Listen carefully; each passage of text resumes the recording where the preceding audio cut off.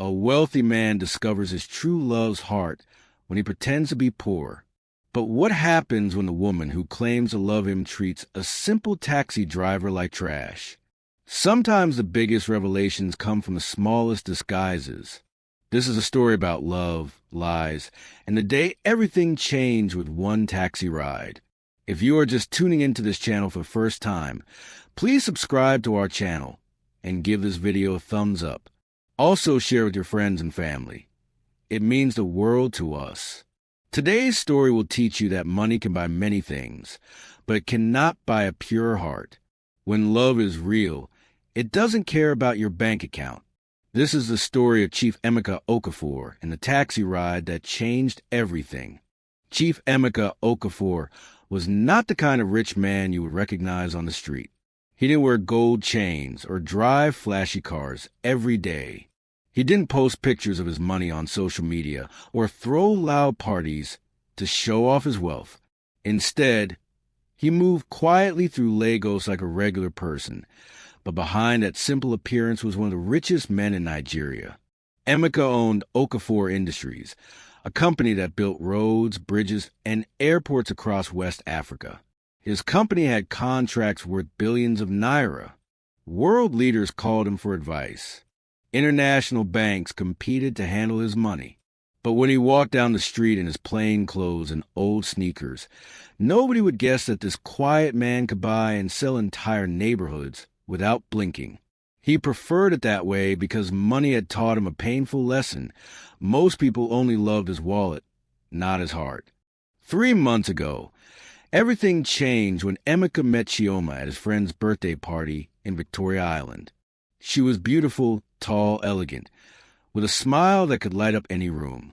But what captured Emeka's heart wasn't just her beauty. It was the way she laughed at his jokes, the way she listened when he talked about his dreams, and the way she seemed to care about his thoughts, not his bank account. Chioma worked as a fashion designer, running a small boutique in Lekki. When Emeka visited her shop, he was impressed by her hard work and creativity. She would stay up late sewing clothes, dealing with difficult customers, and managing her business with determination. "I want to build something meaningful," she told him one evening as they sat in her shop after closing time. "Money is important, but I want to create something that makes people happy." Those words made Emeka fall deeper in love because he thought he had finally found a woman who understood that there was more to life than money. 2 weeks ago, Emeka proposed to Chioma with a simple silver ring. He could have bought her a diamond worth millions, but he wanted to test her heart first. "It's beautiful," she said, tears in her eyes as she said yes. They planned a quiet engagement dinner for following Friday at a nice restaurant in Ikoyi. Emeka was excited because he believed he had found his soulmate, a woman who would love him whether he was rich or poor. But something was bothering Emeka. Over the past few weeks, he had noticed small things that worried him. The way Chioma's eyes lit up when she saw expensive cars. How she always suggested they eat at costly restaurants.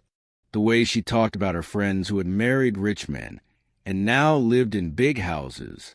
"I just want us to be comfortable," she would say with a sweet smile.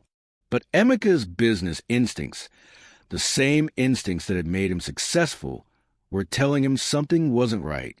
He decided to do something that would either prove his fears wrong or break his heart forever. On Friday morning, instead of getting ready for their dinner date, Emeka drove to a car rental company in Surulere. "I need the oldest, most beaten taxi you have," he told the manager, who looked at him strangely. "Sir, we have newer cars that—" "No," Emeka insisted.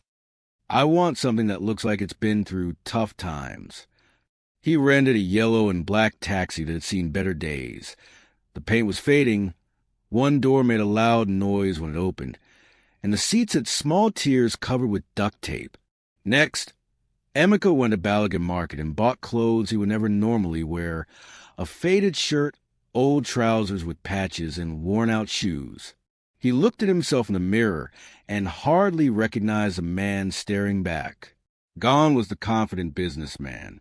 In his place stood a tired-looking taxi driver who looked like he was struggling to make ends meet. "If she truly loves me," he said to his reflection, "this won't matter." But deep in his heart, he was already preparing for the worst. Emeka called Chioma from his old Nokia phone, not the expensive iPhone she was used to him calling from. "Hello, my love," he said, making his voice sound tired and worried. "I have some bad news. Something terrible happened at work today. There was a big problem with one of our contracts, and I lost my job. I don't have money for dinner tonight. I'm so sorry." He held his breath, waiting for her response. "Oh no, baby." Chioma's voice sounded shocked. "Are you okay? Don't worry about dinner. We can just stay home and cook something simple. What matters is that we're together." Her words made Emeka's heart warm with hope. Maybe he was wrong about her. Maybe she really did love him for who he was, not what he had. "Thank you for understanding," he said. "You're amazing. I love you so much." But Emeka wasn't finished with his test yet. The real test would come when she didn't know who was picking her up. That evening, Emeka parked his rented taxi outside Chioma's apartment building in Lekki Phase 1. He had called her earlier and said, "I can't come pick you up because I don't have fuel money, but I ordered a taxi for you. The driver's name is Emeka, too. Funny coincidence, right? He'll take you to my place so we can talk about everything." Chioma had agreed, though her voice sounded less enthusiastic than before. When Chioma came downstairs, Emeka almost didn't recognize her. She was dressed beautifully in a new dress and expensive jewelry he had never seen before. Her makeup was perfect, and she smelled like the most expensive perfume. She looked like she was going somewhere special, not to comfort her supposedly struggling boyfriend. She opened the taxi door and got in without even looking at the driver properly. "Take me to this address," she said coldly, handing him a piece of paper without making eye contact. Her attitude was already telling Emeka everything he needed to know. As soon as Chioma settled into the back seat, her phone rang. "Hello, Sandra." She answered with a bright voice that was completely different from the cold tone she had used with Emeka, the taxi driver. "Girl, you won't believe what happened. Emeka lost his job today. Can you imagine? I was all dressed up for dinner at that expensive restaurant in Ikoyi, and now I have to go to his house and pretend to be supportive." Emeka's hands tightened on the steering wheel, but he kept his face calm and continued driving slowly through Lagos traffic. In the rear-view mirror, he could see Chioma's face clearly. There was no sadness there, no worry for her supposedly struggling fiancé. Instead, she looked annoyed, like someone who had been inconvenienced. "I know, right?" she continued, talking to her friend. 3 months I've been waiting for him to propose properly, with a real ring, not that cheap thing he gave me. And now this happens. I'm starting to think I'm wasting my time with this man. "Sandra, let me tell you something," Chioma continued, not caring that the taxi driver could hear every word. "I only said yes to Emeka because I thought he had serious money. You should see the way he dresses sometimes. So simple, like a regular person. But I figured rich men sometimes like to dress down, you know? I kept waiting for him to show me the real money. Take me shopping, buy me a car or something." Emeka felt like someone was squeezing his heart with their bare hands.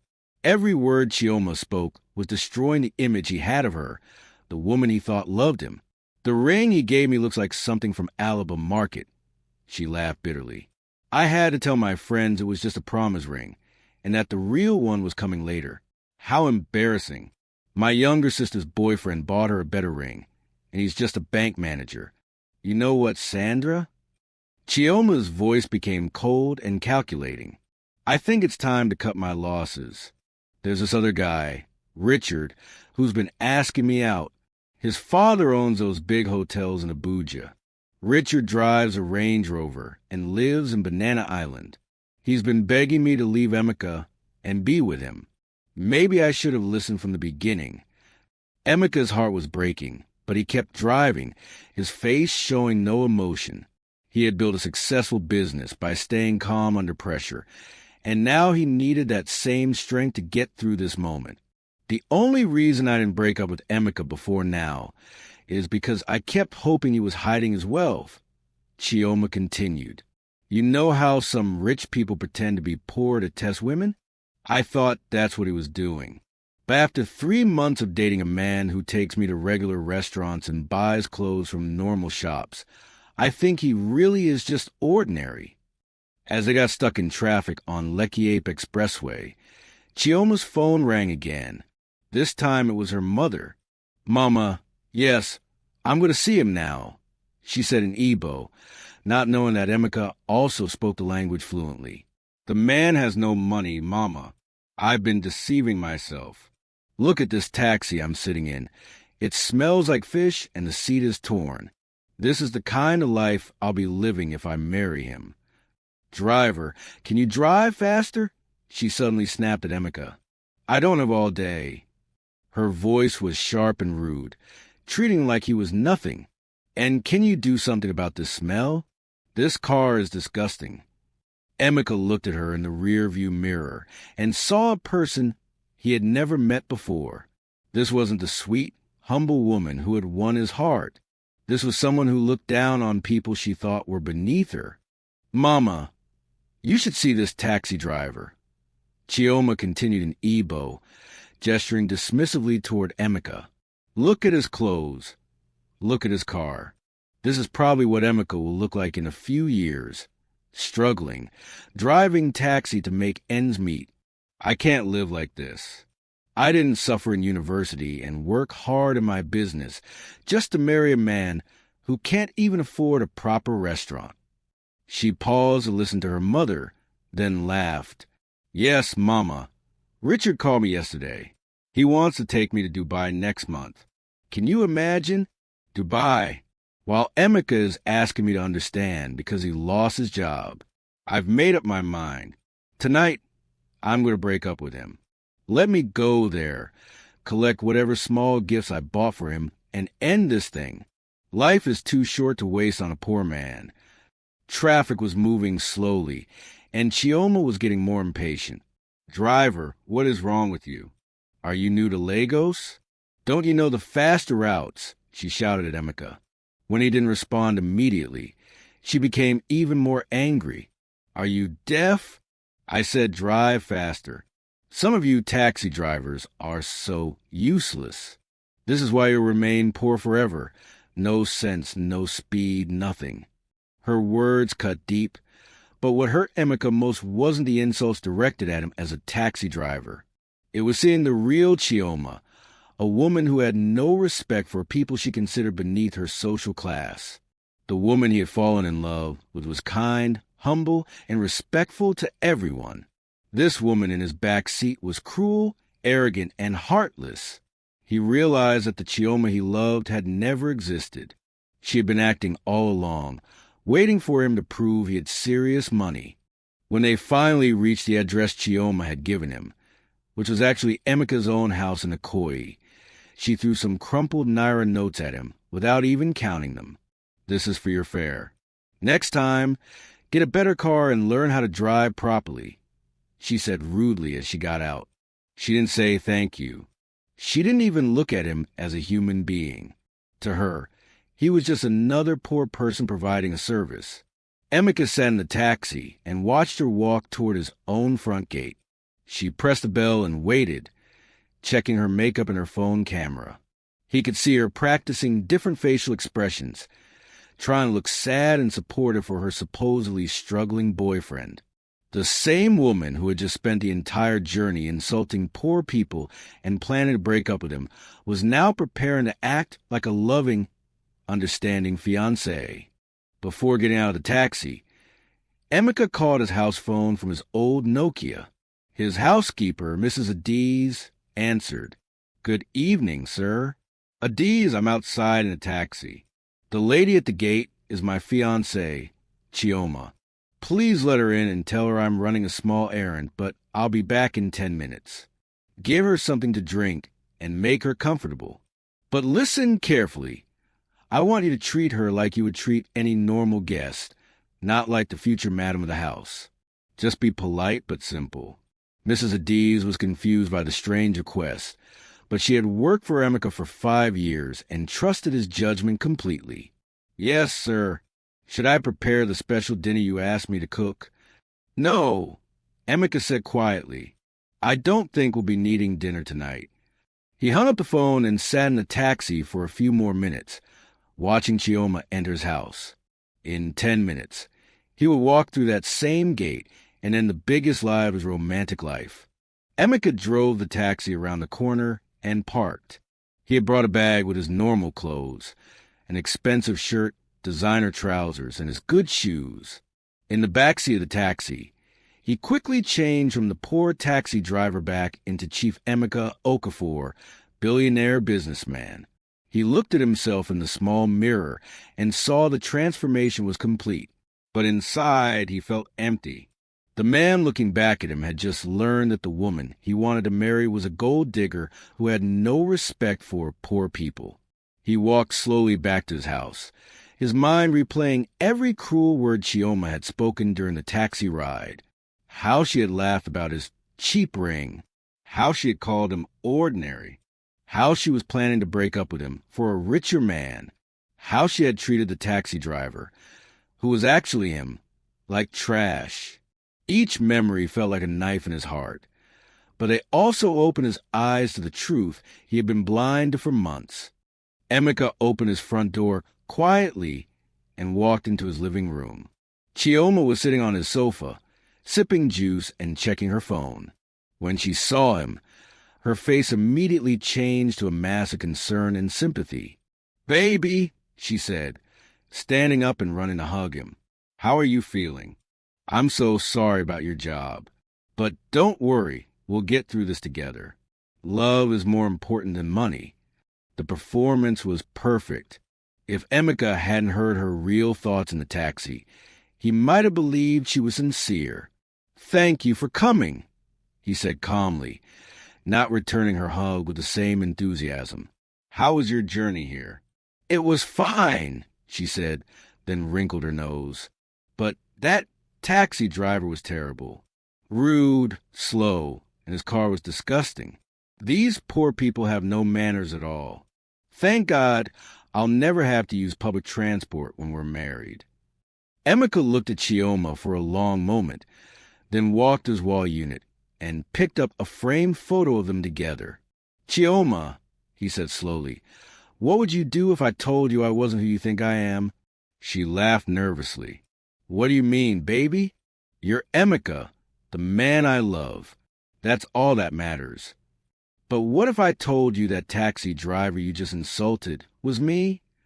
The smile disappeared from Chioma's face instantly. The color drained from her cheeks. What are you talking about?" she stammered. Emeka pulled out the Nokia phone he had used earlier and dialed her number. Her expensive iPhone rang immediately. "I heard every word you said during that ride," he said quietly. "Every insult about poor people. Every plan to leave me for Richard. Every cruel thing you said about my ring, my proposal, and my worth as a man." Chioma opened her mouth, but no words came out. She looked like someone who had been caught stealing. "Emeka, I can explain," she started, but her voice was shaking. "Explain what?" he asked calmly. "How you spent 3 months pretending to love me while waiting for me to prove I had money. How you were planning to break up with me tonight. How you treated a taxi driver like garbage because you thought he was poor." "You don't understand," she said desperately. "I was just upset because I thought you lost your job. I didn't mean those things." "You meant every word," Emeka said firmly. "And now I know the truth. You never loved me, Chioma. You loved what you thought I could give you. But the moment you believed I had no money, you were ready to run to another man. The worst part is how you treated someone you thought was beneath you. That showed me your real character." Chioma fell to her knees, tears streaming down her face. "Please, Emeka, Give me another chance. I was confused. I was scared. I do love you, I swear. But Emeka shook his head sadly. If you had treated that taxi driver with respect, if you had shown genuine concern for my situation, if you had proved that your love wasn't conditional on my bank account, we might have had a future. But you failed every test. He walked to his safe and pulled out a folder. Since you're so interested in money, let me show you what you're losing. He opened the folder to reveal bank statements, property documents, and business certificates. I own Okafor Industries. My net worth is over 50 billion naira. I have houses in 3 countries.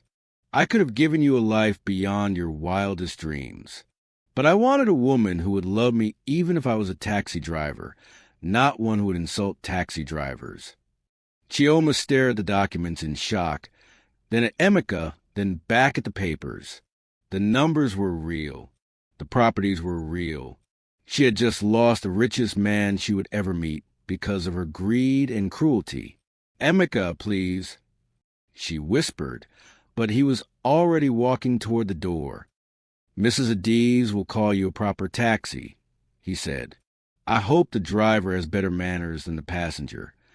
6 months later, Emeka met Sarah, a primary school teacher who earned a small salary but had the biggest heart he had ever encountered. When he picked her up for their first date in his old taxi, which he kept as a reminder, she thanked the driver politely and even offered to help with directions. She treated every person she met with respect, regardless of their social status. When Emeka revealed his true identity weeks later, Sarah's response was simple. I fell in love with your heart, not your wallet. Your money is just a bonus. They married a year later in a beautiful ceremony, surrounded by people who loved them for who they truly were, not what they owned. As for Chioma, she learned that Richard, the hotel owner's son, was actually deep in debt and living off his father's fading wealth.